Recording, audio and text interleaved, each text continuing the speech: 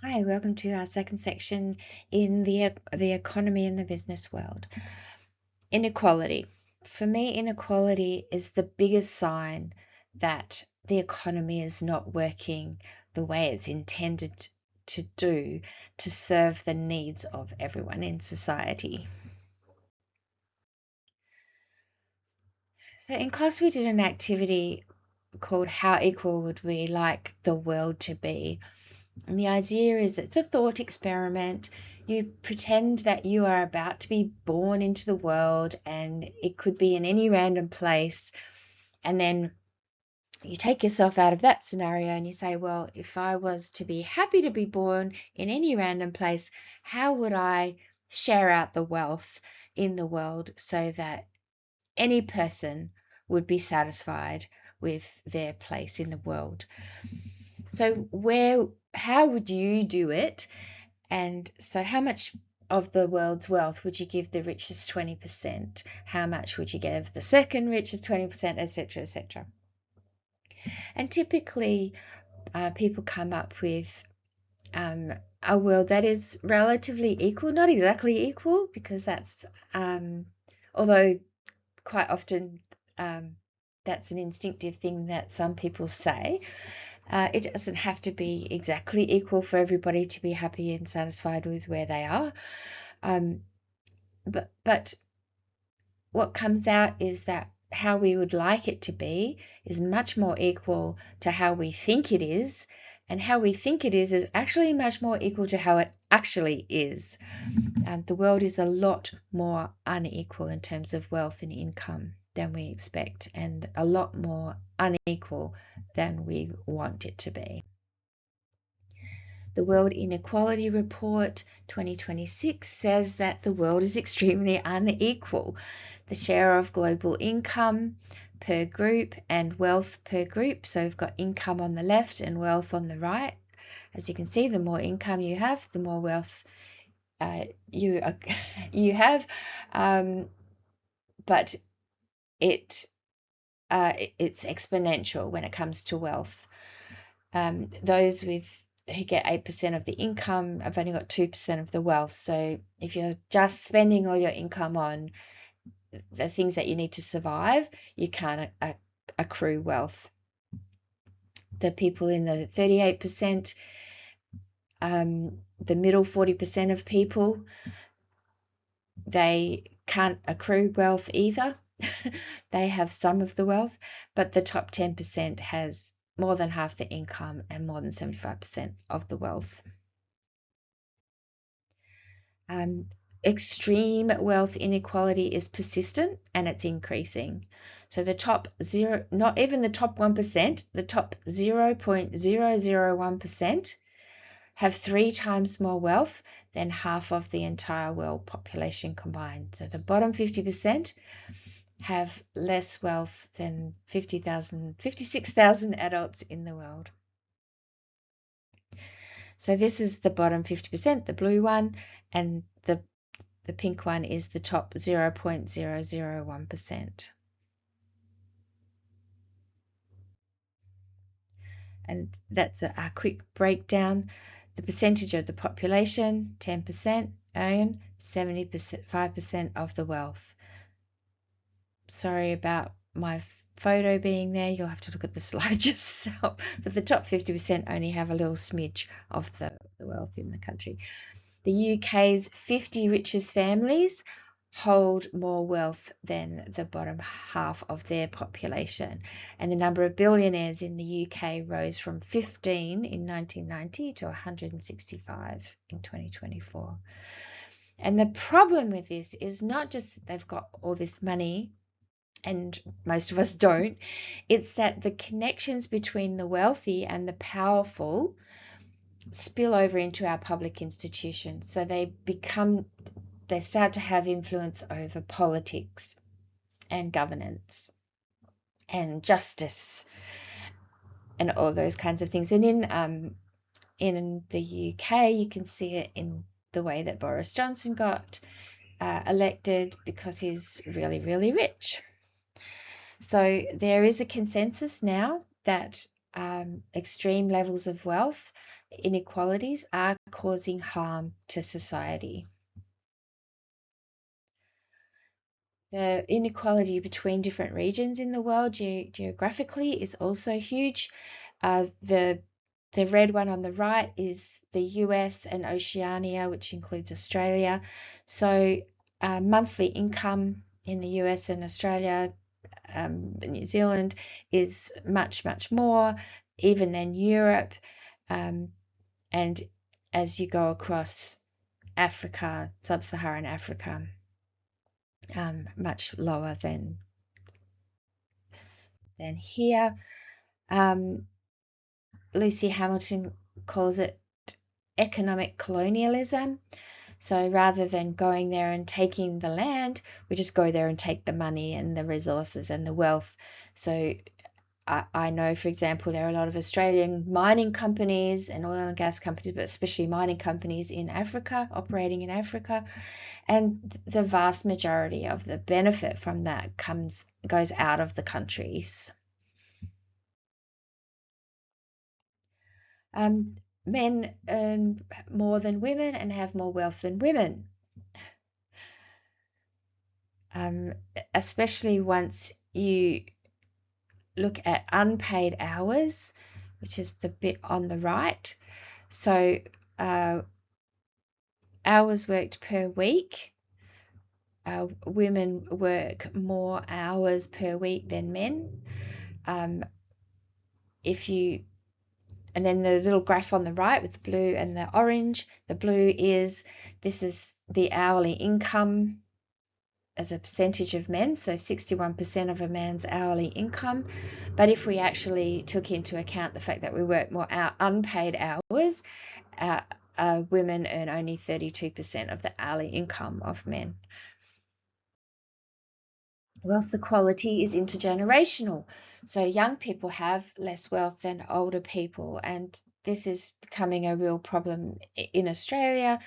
Barriers include education being so expensive, it being very difficult to buy your own home, psychological distress and loneliness, and this idea that people aren't moving out of home until they're 30 or moving back into home after moving out of home and moving into share houses, not becoming as independent as somebody of my generation, who, if you didn't move out when you were 18, there was something wrong with you. Not only do the wealthiest have the most money, but they also account for the most global emissions. That goes for the people as well as the countries. And the ultra-rich escape taxation, and this is a major problem. These are different countries, but as you can see, once we hit the 1%, these people don't start to drop off in their tax paid, because the way they structure their wealth and their income, it looks like they have no income. Like if they own it all in shares, for example.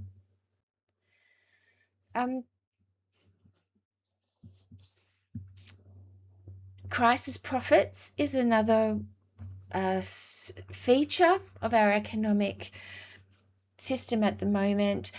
Wars, for example, create huge profits for some companies and for rich and wealthy people. Let's say oil companies, people who buy oil stocks on futures, betting on futures. Also construction companies, AI companies, tech companies, weapons manufacturers make massive amounts of money. For example, the BP profits more than doubled through the Iran war, and it's not just the price of the fuel. The company credited their oil trading as its for their best profit. So it's not just the cost of doing it. That's not the big thing. The money's made in speculation. So, for example, the night that Donald Trump tweeted about put it on Truth Social that a whole civilization will die tonight. The oil trades on that night were in the billions of dollars. So it's not about cost, like the extra cost to move it further necessarily. It's about confidence in the future. Shell also, Maersk said that a rise in energy prices was making shipping more expensive, which it is. And his comment was, what's really important is to pass these costs on to consumers as much as possible so that they keep their profit margin going forward.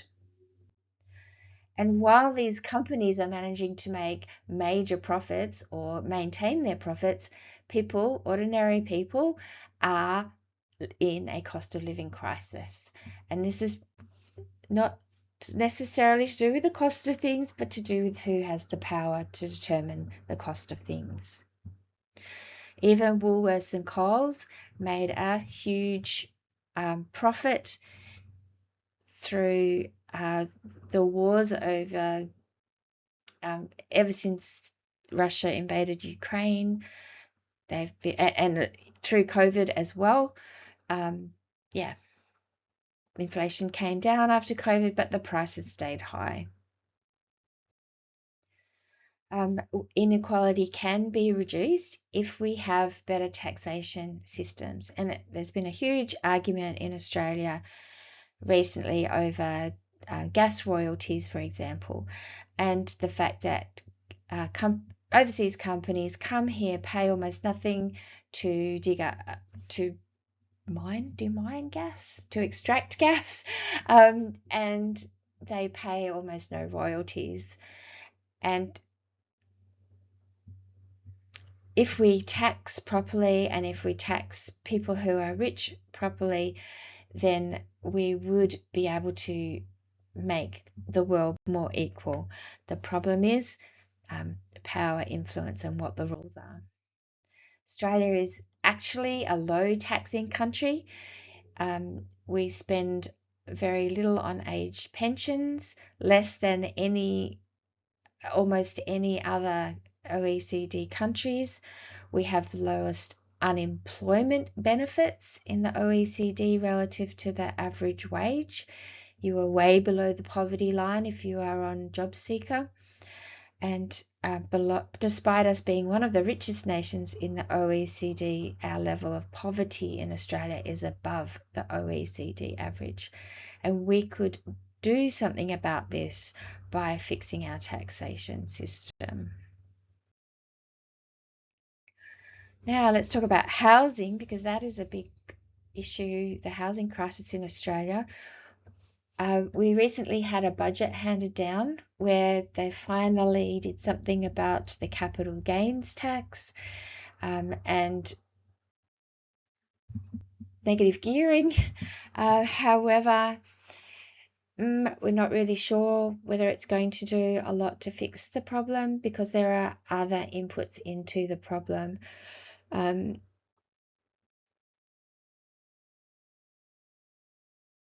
The impact on property prices is not expected to be huge, and I think that was probably deliberate, because it was falling property prices that triggered the global financial crisis. So can't do anything too drastic all at once, but there are many other ways in which the housing crisis has developed over the last 50 years, including stopping building social housing. Other things in the budget was the issue of the NDIS, and as I mentioned, the gas industry's free ride. One of my favorite cartoonists is First Dog on the Moon. He talks a lot about the issues that I also think about, and he criticized the budget as there's a lot of hype about negative gearing and the capital gains tax. However, a lot of things weren't mentioned and didn't get any money, like the environment, for example, or raising job seeker. Having said that, the government did take a big hit in popularity over the budget, and that was to do with what I would call a manufactured narrative around they promised not to touch capital gains and they have, blah, blah, blah. When we're poor, we don't feel good. So the survey shows that compared to the last survey, which was 5 years ago, the new data reveals that we're less tolerant of other societies, we have lower trust in people and systems, we have financial stress, we feel less healthy, we have less life satisfaction, we feel more lonely, we feel rushed for time, and we feel like we don't have a say in important issues. So yeah, just feeling broke makes everything else worse, and of course it's a complex system and everything's interrelated.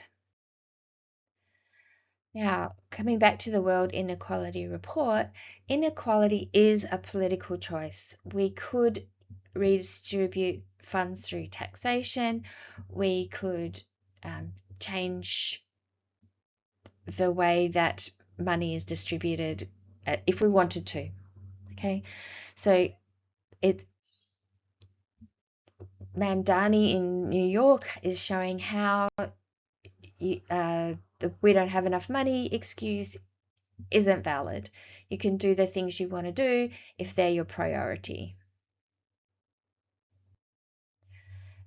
Here's Alexandria Ocasio-Cortez with "Tax the Rich" written on her dress. Of course, she copped a battering from people saying, I wonder how much her dress cost. And the cartoon on the left, of course, saying, let's have universal healthcare, let's have affordable college, let's have affordable housing. And then we've got somebody standing on a big pile of money saying, you want free stuff. You want free stuff. So is the economy working? Who, for, and to what ends? What is it working to do or to achieve? Is it working for the whole of society? Is it working for the vulnerable? Is it working for everyday people, you and I? Is it working for the rich and powerful? Is it working for the environment? And is it working to promote peace? And I'll leave you to think about those things. You can do this at home if you like. I didn't mean to leave these slides in.